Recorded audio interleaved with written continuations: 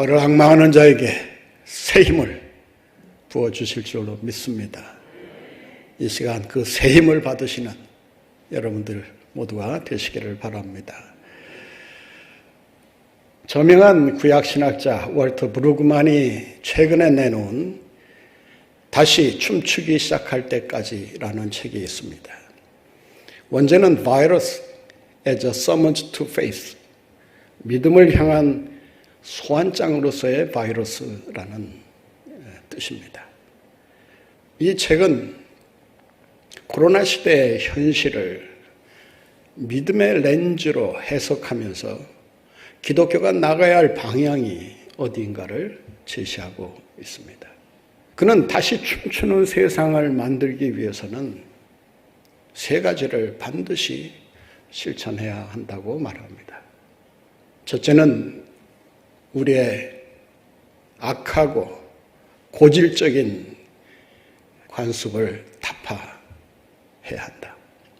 이기주의적이고 물질주의적이고 세속주의적인 그러한 삶에서 돌이키지 않으면 이 세상은 걷잡을 수 없이 망가지고 말 것이다.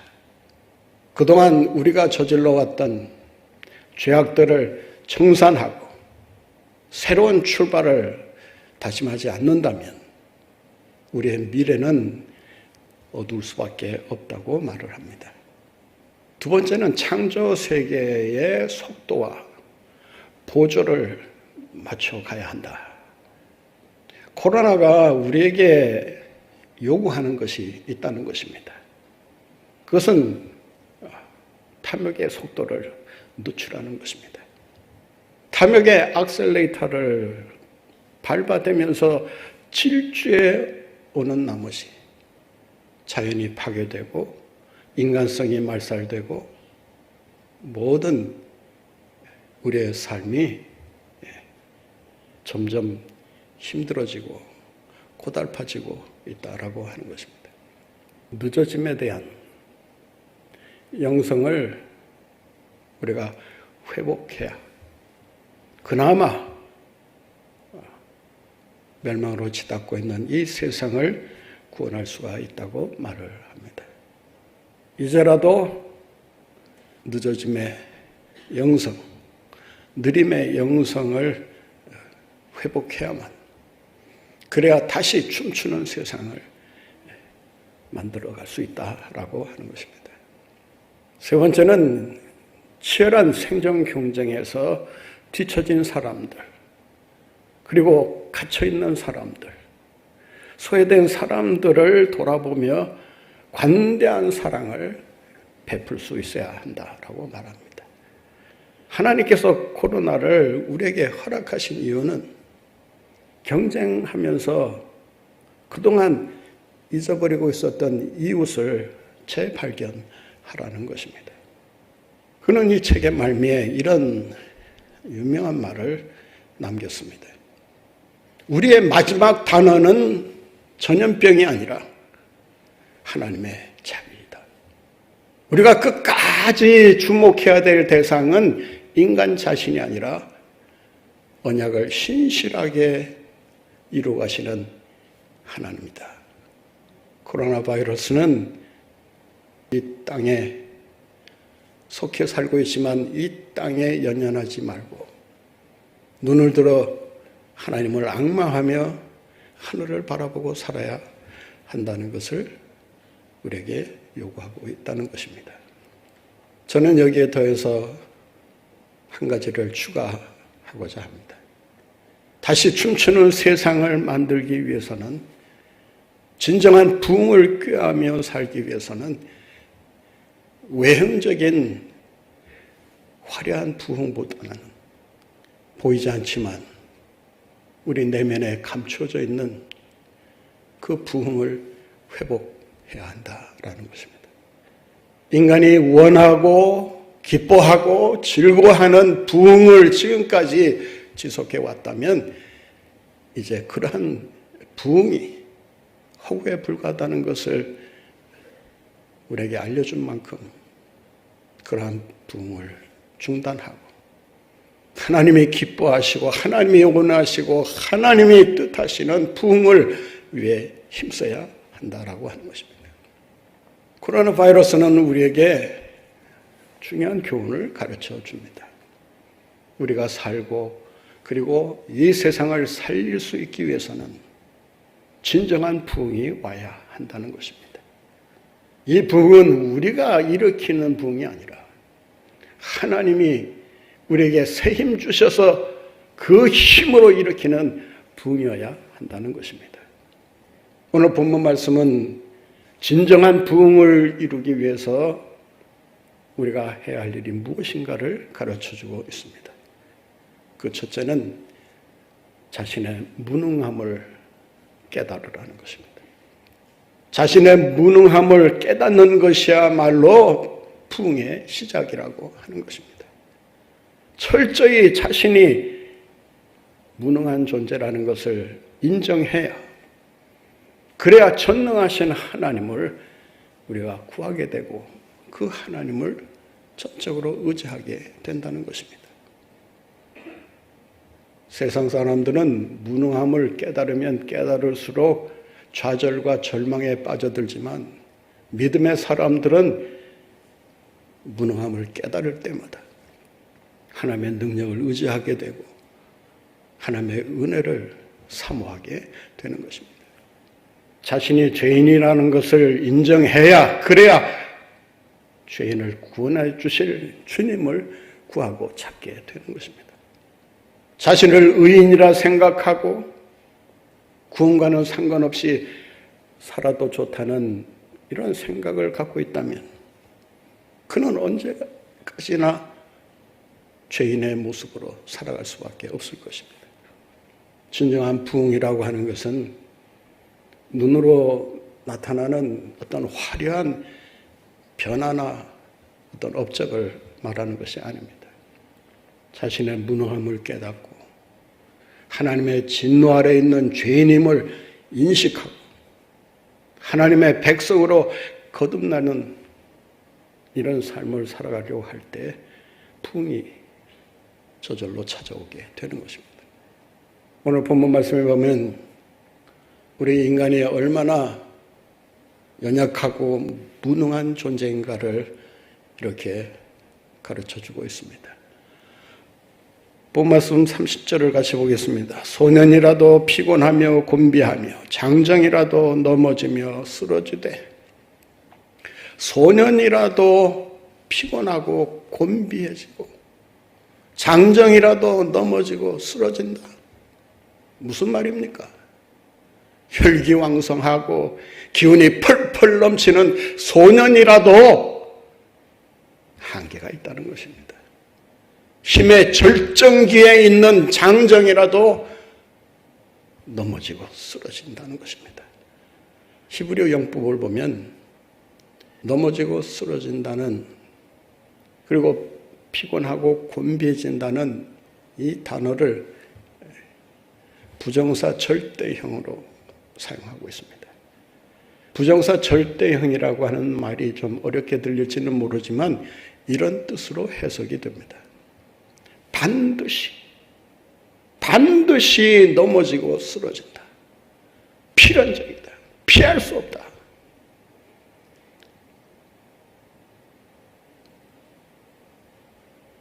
인간에게는 절정기라는 게 있습니다. 세대마다 그 절정기가 조금씩 달라진다고 합니다. 20대 중반까지는 기억력이 절정기에 이른다고 합니다. 그때 그 기억력을 사용해서 많은 지식을 습득해야, 그래야 그 다음 시기로 넘어갈 때 보다 성공적인 삶을 살아갈 수 있게 된다는 것입니다. 30대, 40대에 가장 절정기에 이르는 것이 상상력이라고 합니다. 따라서 이 시기에 그 상상력을 발휘할 수만 있다면 놀라운 업적을 쌓을 수가 있다고 하는 것입니다. 50대가 되면 창의력이 절정기에 이른다고 합니다. 그동안의 경험을 바탕으로 창의적인 생각을 활발하게 해나가는 시기가 50대입니다. 60대가 되면 통합력이 절정기에 이른다고 합니다. 모든 사물을 어느 단편적으로 보는 것이 아니라 통합적으로, 종합적으로 보는 눈이 열리는 것입니다. 70대가 되면 판단력이 절정기에 이른다고 합니다. 그런데 이 절정기라고 하는 것은 그 절정기가 지나면 점점 기억력이 됐든 상상력이 됐든 창의력이 됐든 통합력이 됐든 판단력이 되었든 점점 쇠해지고 점점 힘을 잃어간다고 하는 것입니다. 그 결과는 뭐냐? 결국 모든 힘을 소진해버린 채 죽음에 이르게 되는 것입니다. 인간에게는 하나님께서 그 이상 넘어갈 수 없는 한계를 지어주셨습니다. 모든 것은 다 끝이 있기 마련입니다. 어떻게 보면 우리는 마지막 인생을 하루하루 살고 있다고 해도 과언이 아닐 것입니다. 우리가 무능하다는 것을 깨달아야 절정기도 이내 지나가고 만다는 것을 깊이 인식할 수 있어야 그래야 영원한 하나님, 전능하신 하나님을 의지하고 그 하나님을 붙들게 되는 것입니다. 그러므로 하나님을 붙들고 살아가는 사람은 그분이 부어주시는 새 힘으로 육신의 힘은 쇠져갈지라도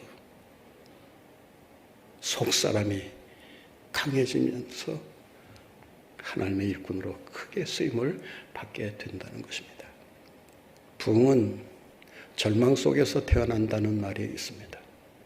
다시 말씀드리면 캄캄한 어둠 속에서 부흥이 시작한다는 말이 있습니다. 이성에서 지성에서 영성으로라는 책을 쓴 여령 박사가 그 책에서 이런 고백을 합니다. 지성에서 영성으로 넘어가려면 반드시 거쳐야 할 관문이 있는데 절망이라는 관문이다. 나는 지성인으로서 지금까지 내가 가지고 있는 지성만 있으면 무슨 일이나 해결하고 살아갈 수 있다고 자신하고 있습니다. 그런데 지성 가지고 안 되는 일이 있더라. 자기 딸과 손주의 그 고통을 지켜보면서 아버지로서 지식인으로서 해줄 수 있는 것이 아무것도 없다는 것을 깨닫게 되면서 비로소 나 자신에 대해 절망할 수밖에 없었다. 자기 자신에 대해 절망해야 그래야 희망의 하나님을 찾고 의지하게 되는 것입니다. 소년이라도 넘어지고 자빠지고 장정이라도 곤비하여 쓰러지는 그런 암울한 현실 속에서 과연 무슨 힘으로 여러분들이 다시 새로운 인생을 살아갈 수 있으며 춤추는 인생을 진정한 부흥을 체험하며 살아갈 수 있는 것입니까? 진정한 부흥을 체험하려면 하나님에 대한 지식이 분명해야 합니다. 하나님에 대한 지식이 잘못되면 그 신앙이 그 잘못된 지식으로 인해 잘못됩니다. 신앙이 잘못되면 그 사람의 인생 여정이 불행으로 치달을 수밖에 없습니다. 잘못된 신앙을 가지고 한평생을 산다면 그 오차가 얼마나 크게 벌어지겠습니까? 오늘 본문 말씀에 보면 이스라엘 백성들이 바벨론 포로 생활을 하면서 하나님에 대한 불평과 원망을 터뜨리고 있습니다. 왜 우리를 이 지경이 되도록 내버려 두고 계시느냐?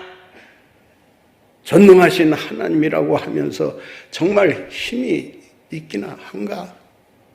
지혜와 명철이 한이 없으시다고 하는데 과연 우리의 인생을 제대로 파악하고나 계시는가? 본문씀 27절 한번 보겠습니다. 야곱아 어찌하여 네가 말하며 이스라엘아 내가 이르기를 내 길은 여호와께 숨겨졌으며 내 송사는 내 하나님에게서 벗어난다 하느냐. 여기서 네가 말하며 네가 이르기를, 이 단어를 히브리어로 찾아보면 말하긴 말하는데 원망 섞인 말을 한다, 불평스러운 말을 한다, 그 말이에요. 그러니까 이 본문을 제대로 번역하면 그런 뜻입니다. 저들이 원망하면서 하나님에게 항의하되, 그 항의 내용이 뭡니까? 27절 다시 보세요. 내 길은 여호와께 숨겨졌으며 내 송사는 내 하나님에게서 벗어난다 하는도다. 예전 번역으로 보면 좀 더 이해가 쉽습니다. 내 길은 여호와께 숨겨졌다. 여기서 길은 예전 번역을 보면 내 사정이, 내 형편이 숨겨졌다. 지금 내가 처해 있는 상황이 하나님으로부터 외면당하고 있다, 그런 뜻입니다. 송사는 원통함이라고 번역하고 있습니다. 원통함이 수리되지 못했다. 그 포로 생활을 하면서 하루하루 그들의 마음속에 왜 이러고 살아야 되느냐라는 분노와 화가 치밀지 않았겠습니까? 그 화가 자기에게로 향하는 것이 아니라 하나님께로 향하면서, 하나님 도대체 우리를 언제까지 이 모양 이 꼴로 살아가게 만드시는 것입니까? 도대체 하나님이 지금도 일하고 계시는 건 맞습니까? 이 문제를 해결하실 수 있는 능력이 도대체 있으신 것입니까? 인간은 환경의 동물이기 때문에 주어진 환경과 상황이 어떠하냐에 따라서 생각이 바뀝니다. 하나님에 대한 신앙도 환경과 상황에 좌우될 때가 많습니다. 자기가 가난하면 하나님도 가난한 하나님으로 생각합니다. 자기가 고통받고 있고 자기가 힘든 상황에 놓여져 있으면 하나님도 나약한 하나님으로 생각합니다. 자기가 약해서 넘어지는 것을 놓고 하나님이 약해서 붙들어주지 못하는 것으로 오해하고 살아간다는 것입니다.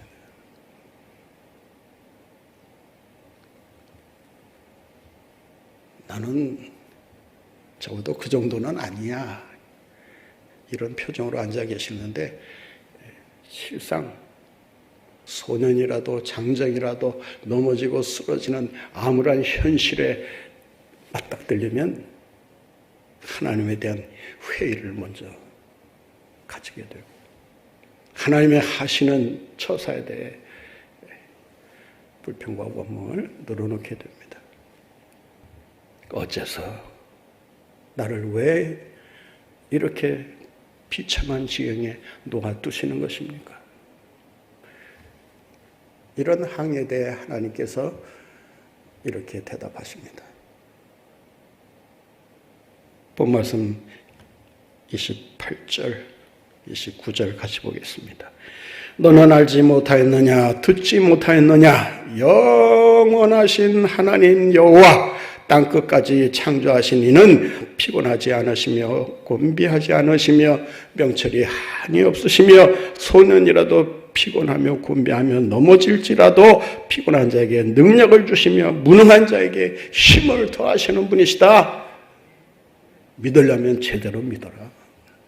하나님이 어떤 분이신가를 내 생각으로 믿고 판단하지 말고, 내가 알지 않느냐, 지금까지 너를 어떤 식으로 구원해내고 어떤 식으로 하나님께서 인도하셨는가를 보지 않았느냐, 그리고 하나님이 어떤 하나님이다라고 하는 것을 듣지 않았느냐, 왜 이제 와서 형편이 어려워지고 상황이 나빠진다고 해서 나에 대한 믿음을 갖지 못하고 왜 원망을 하며 그렇게 비참하게 지내고 있느냐.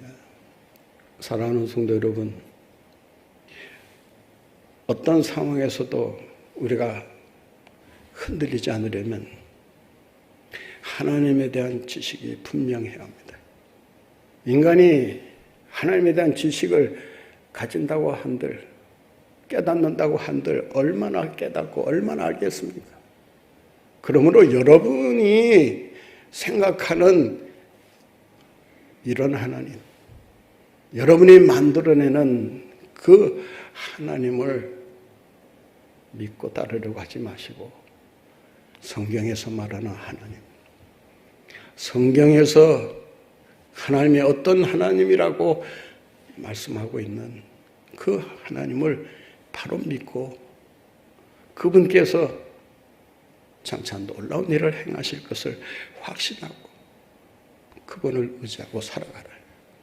사랑하는 성도 여러분, 여러분의 믿음이 상황에 따라 왔다 갔다 하지 않는 그런 심지가 굳은 신앙이 될 수 있기를 바랍니다. 그 신앙이 있어야 오늘의 코로나 시대를 능히 극복하고 나아갈 수 있습니다. 예배는 비록 온라인상으로 또 일부 대면 예배로 현장 예배로 드릴 수는 있다 할지라도 여러분의 신앙까지 흔들려서는 안 된다는 것입니다. 코로나까지도 하나님께서 섭리하고 계신다는 것을 기억하시고 전능하신 하나님, 창조주 하나님, 우리의 길을 끝까지 지켜주시는 그 하나님을 의지하고 그 믿음으로 승리하며 살아가시는 여러분들 모두가 되시기를 바랍니다. 오늘 본문에 보면 영원하신 하나님 여호와, 그냥 하나님 하면 됐고 여호와 하면 됐는데 하나님 여호와 이렇게 하나님을 호칭해서 부르고 있습니다. 여기서 말하는 하나님은 엘로힘입니다. 엘로힘이라는 단어를 쓸 때는 전능한 힘을 가지고 창조하시는 그 하나님을 가리킬 때 사용하는 단어입니다. 여호와, 야흐웨라는 이 단어는 언약을 실하게 지키시는 하나님. 언약에 관련해서 하나님은 틀림없이 약속하신 대로 이행하신다고 하는 그 신실성을 말할 때 야훼라 이렇게 부릅니다. 여러분, 우리 하나님은 오늘도 살아 역사하시는 줄로 믿습니다. 이 세상 역사를 섭리해 가고 계시는 줄로 믿습니다.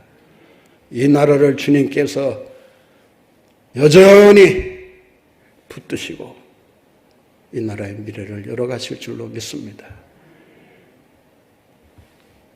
주어진 상황을 놓고 절망하지 마시고 낙심하지 마시고 불안에 떨지 마시고 불확실하다고 두려워하지 마시고 하나님께서 하실 일을 기대하며 믿음으로 승리하며 살아가시는 여러분들 모두가 되시기를 바랍니다. 오늘 말씀해 보면 진정한 부흥을 위해서는 여호와를 앙망하라고 말합니다. 여호와에 대한 지식을 가지고 있는 것도 중요하고 바른 믿음을 가지고 사는 것도 중요하지만 그 바른 믿음이 능력 있는 믿음으로 나아가려면 전능하신 하나님을 앙망해야 합니다. 앙망한다라고 하는 말은 의지한다는 뜻이 있습니다. 전적으로 모든 것을 맡기고 의지한다는 것입니다. 다른 뜻은 꼬아서 묶는다 그런 뜻이 있습니다.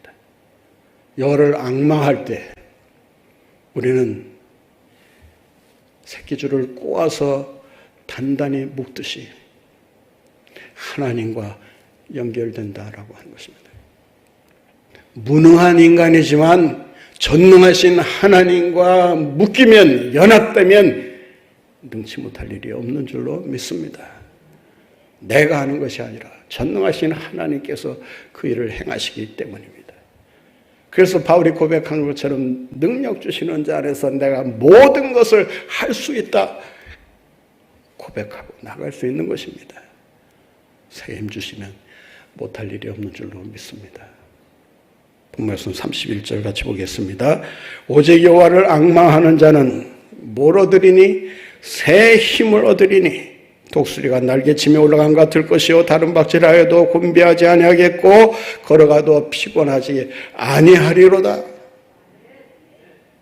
힘차게 아멘 하셔야 돼요. 이런 말씀에는 새 힘을 얻으리니, 이 새 힘을 얻는다, 히브리어로 야할리프 코아흐라고 되어 있습니다.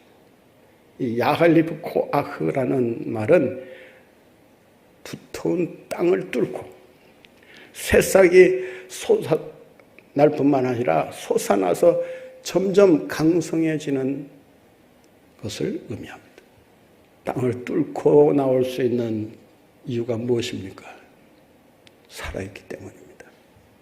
하나님을 의지하면 생기는 물론이거니와 폐기도 열기도 함께 주시는 줄로 믿습니다. 싸움이 필요할 때 싸울 힘을 주십니다. 감당해야 할 일이 생겼을 때 감당할 힘을 주시는 줄로 믿습니다. 대항할 힘이 필요할 때 하나님께서 능히 대항해서 무찌를 수 있는 힘을 주실 줄로 믿습니다. 참고 견뎌야 할 때 하나님께서 견딜 힘을 주실 줄로 믿습니다. 여러분, 여호와를 앙망하고 나갈 때 하나님께서 날마다 새싹이 돋아나 강성한 나무로 자라듯이 여러분의 인생을 복되고 영원롭게 만들어 주실 줄로 믿습니다. 독수리가 날개치며 올라가면 같을 것이고 다른 박질하여도 곤비지 않겠고 걸어가도 피곤치 않겠다라고 하는 이 말씀은 주신 사명을 완수할 수 있도록, 그리고 마지막 목적지까지 다 도달해 나갈 수 있도록 하나님께서 새 힘을 부어주신다는 것입니다. 오늘 이 시간 여러분 피곤하십니까? 곤비하십니까? 넘어지셨습니까? 쓰러질 지경에 있으십니까? 절망적입니까? 여러분, 여호와를 앙망하시기 바랍니다. 주님 주시는 새 힘으로 다시 일어나 능력 있는 삶을 살아드리는 여러분들 모두가 되시기를 간절히 바랍니다. 여호와를 앙망하는 가운데 새 힘 얻어 날마다 승리의 삶을 살아드리고자 주신 말씀을 마음에 새기며 세상을 향해 나아가는 하나님의 백성들 머리머리 위에와 저들의 가정과 생업 위에 이 나라의 백성과 해외에 나가 살고 있는 모든 동포들 가운데 영원토록 함께 하옵시기를 축원하옵나이다.